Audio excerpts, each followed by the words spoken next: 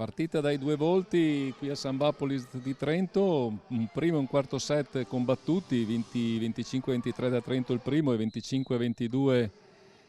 il quarto da Novara, che porta a casa un 3-1. Cominciamo partita dai due volti perché nel secondo e nel terzo set non si è giocati a senso unico. Il secondo set c'è stato un grosso break scavato dalle battute del palleggiatore della squadra di Novara, che hanno fatto cadere le resistenze delle ragazze trentine, che non sono riuscite nemmeno nel terzo a ritrovare quella grinta, quell'energia che le contraddistingue e che le permette di poter giocare alla pari con le altre squadre di livello superiore. Invece piacevoli secondo me da vedere e da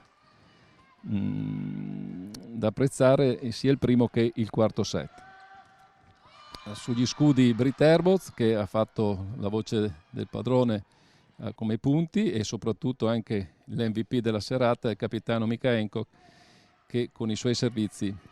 ha aperto delle voragini nella ricezione trentina.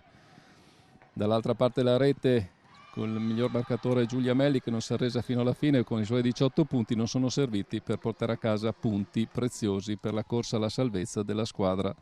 di coach Bertini.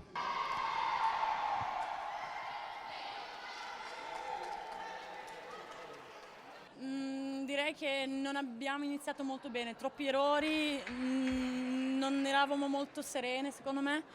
però dai, dal secondo set siamo riprese, abbiamo fatto il nostro lavoro e questa è la cosa più importante.